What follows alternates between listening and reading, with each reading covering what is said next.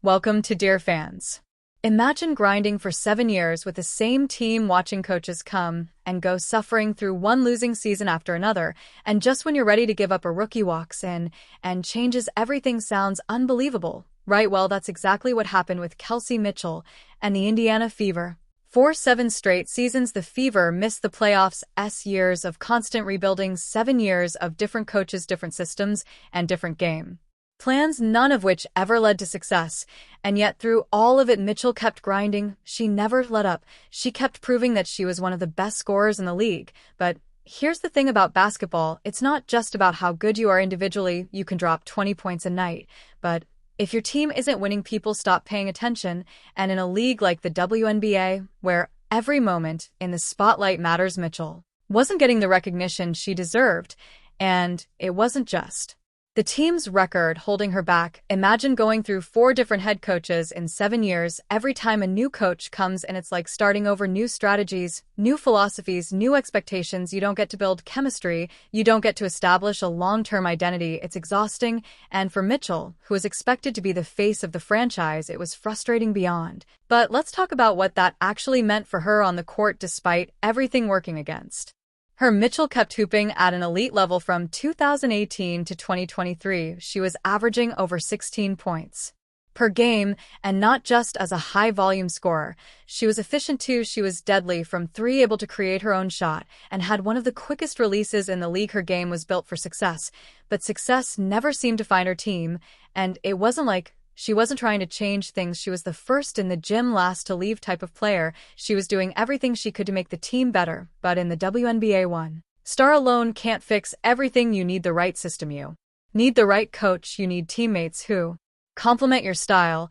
And for years, Mitchell didn't have that. Then came 2023, a season that for the first time gave her a glimpse of hope. She finally got recognized as an all-star, something that should have happened years earlier. She put up career numbers, proving that she wasn't just surviving, she was thriving. But still, the Fever weren't where they needed to be. They were improving, sure, but they weren't contenders, and Mitchell knew that something had to change if she was ever going to see the playoffs. And then, just as she was preparing for another season, something happened that completely shook her world. In March 2024, she lost her father. If you've ever lost a parent, you know that kind of pain doesn't just go away. It changes you. It makes you question everything. And for Mitchell, it made her question basketball. She described her father as her OG, her biggest supporter, her toughest critic. He was the one who had pushed her to be great, and now he was gone. She didn't know if she could keep playing. She didn't know how she was supposed to focus on the game when her mind was clouded with grief. She even admitted in an interview that she thought about stepping away from basketball entirely. The passion that had driven her for so long suddenly felt distant. For someone who had always relied on basketball as a safe haven, this was uncharted territory. Every time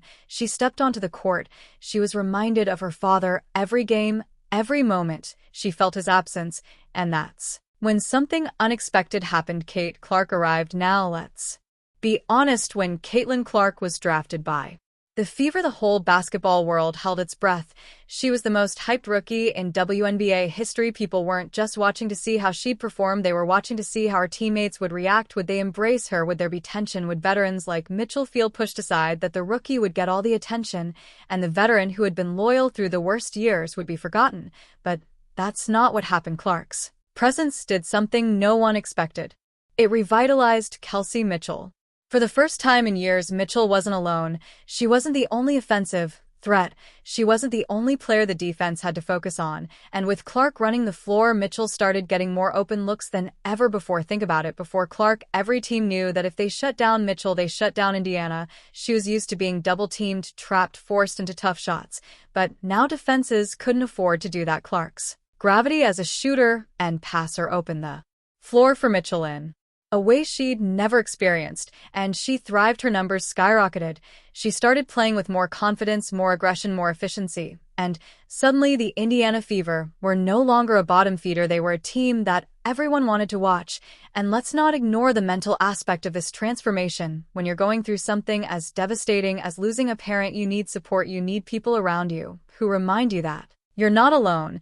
And in Clark, Mitchell found a teammate who didn't just respect her, she Looked up to her. There was no tension, no power struggle. Instead, there was mutual respect. Mitchell didn't see Clark as someone who was taking her spotlight. She saw her as a partner in building something special. She described the Fever locker room as a village that lifted her up when she needed it most. These weren't just teammates, they were family, and that's what helped Mitchell push through the pain, step back onto the court, and rediscover her love for the game. Of course, it wasn't all smooth sailing at the start of the season. There were growing pains. Clark had to adjust to the WNBA. Mitchell had to adjust to playing alongside a true star for the first time, but by the All-Star break, it was clear this duo was something special. They averaged the exact same points per game, 19.2 both of them. Think about that. It wasn't a case of one player outshining the other. They were equals, feeding off each other, making each other better. For the first time in her career, Mitchell wasn't just an individual talent trapped in a losing system. She was part of a real contender, and that's what makes this story so powerful. Because when you think about it, Caitlin Clark didn't just change Indiana's on-court dynamics, she changed Kelsey Mitchell's entire outlook on basketball. This wasn't just a new season, it was a rebirth, a second chance, a reason to keep pushing.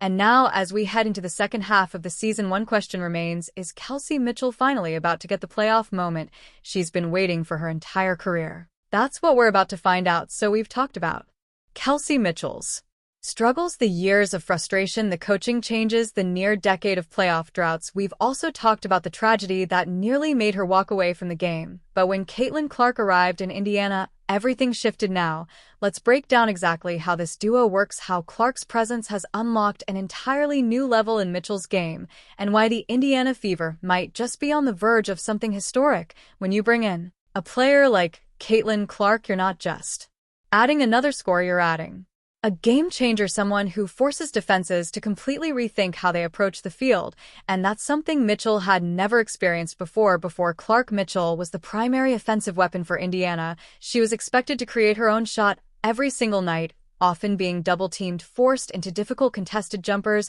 and rarely getting easy scoring opportunities. Now, for the first time in her career, Mitchell is getting the easiest buckets of her life, and it all comes down to Clark's court vision. Clark is one of those rare players who sees the game 2 steps ahead. She doesn't just make the obvious pass, she anticipates where her teammates will be before they even get there. That kind of elite playmaking has changed everything for Mitchell. Think about it. Before Clark, Mitchell was constantly fighting to create space. Defenses collapsed on her because there wasn't another major perimeter threat. Now Clark demands so much attention that Mitchell often finds herself wide open in spots she never used to get open in. Defenses can't just focus on Mitchell anymore, because if they do, Clark will torch them with her passing or her deep shooting, and the numbers back it up. Mitchell's shooting percentages have skyrocketed this season. She's hitting career highs in field goal percentage, three-point percentage, and overall efficiency. Why? Because for the first time, she's not being forced into bad shots. With Clark drawing defensive pressure, Mitchell is getting the kind of catch and shoot looks that elite scorers dream of. She's no longer just creating for herself. She's benefiting from one of the best passers the game has ever seen. But here's the craziest part: Mitchell isn't just thriving because of Clark's playmaking, she's thriving because Clark's confidence is contagious. Look, when you go through years of losing, it's easy to start feeling burned out, and that's exactly where Mitchell was before the 2024 season. Even though she was playing well, even though she was an all-star, you could see it in her interviews. There was something missing. Winning basketball brings joy, losing basketball wears you down. And then Clark walked into that locker room from day one. Clark didn't just embrace the challenge of turning Indiana around, she was excited about it. She brought an energy that was impossible to ignore. She played fearlessly, never backing down, never making excuses. Mitchell, who had been through every losing season imaginable, couldn't help but feel that energy. And suddenly, you could see the shift. Mitchell started playing with more fire. She started attacking the basket harder, playing with a new level of confidence. She wasn't just getting better shots, she was playing like someone who truly believed that winning was finally possible, because for the first time in years it actually was. And it wasn't just about the numbers, it was about body language, about swagger, about a player who had spent years grinding through the worst moments of her career, finally getting the chance to enjoy basketball again. And Clark noticed it too. In an interview, Clark talked about how much she respected Mitchell's game. She knew that Kelsey had been the heart and soul of the Fever long before she got there, And instead of trying to take over, Clark made it clear this was about building something together, that mutual respect, that chemistry. That's what makes this duo so special. Let's be real, when people talked about Caitlin Clark's WNBA debut, they didn't talk about Kelsey Mitchell. Everyone focused on how Clark would handle the physicality of the league. They debated whether her shooting would translate. They speculated about how she'd deal with the pressure of being the most hyped player in WNBA history. What nobody saw coming, Clark and Mitchell would become one of the deadliest duos in the league, and yet here we are. Both players averaged an identical 19.2 points per game in 2024. Think about that. This was a case of Clark coming in and overshadowing Mitchell. It was two elite guards pushing each other to new heights. Clark, the rookie sensation, bringing in a new wave of excitement. Mitchell, the seasoned veteran, proving that she wasn't just a great player on a bad team, she was a great player, period. Together they've turned Indiana from a team that nobody watched into a team that everyone wants to see. Because let's face it, Indiana isn't just another WNBA team anymore. They're a team that feels like they're on the verge of something special. Can the Fever actually win a championship? Now here's the million-dollar question. We know the Fever have gone from irrelevant to must-watch. We know that Clark and Mitchell are one of the best backcourt duos in the league. But is this just a fun story, or is Indiana actually a real contender, if we're being honest? They're not there yet. They still need time, they still need experience, they still need to build more around this core.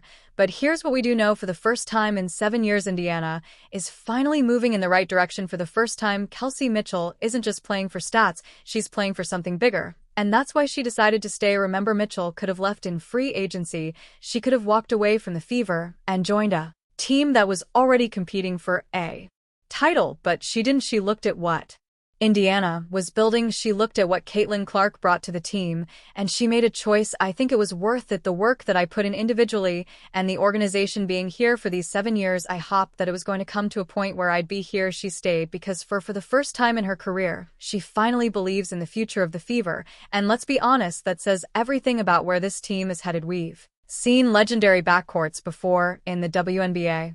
We've seen dynamic duos that change the game, but what Clark and Mitchell are building in Indiana, it's different, because it's not just about talent, it's about resilience. It's about two players who were doubted in different ways coming together to prove everyone wrong. And the scariest part, they're just getting started. So, if you're not paying attention to the Fever yet, you should be, because the way the story is playing out, it feels like the beginning of something legendary. So, here's the deal, Kelsey Mitchell's career was on the brink. She could have walked away or worse, faded into obscurity, but Caitlin Clark's arrival changed everything. Mitchell is thriving, Indiana is back on the map, and for the first time in 7 years, the Fever are serious contenders. The question is, what happens next? Can this duo lead Indiana to a championship? Will Mitchell finally get the playoff success she deserves? I want to hear from you. Drop a comment below. How far do you think Indiana can go this season? And if you love this breakdown, hit that like button and subscribe for more exclusive WNBA content, because trust me, this is just the beginning. Like this video and subscribe this channel. Thank you.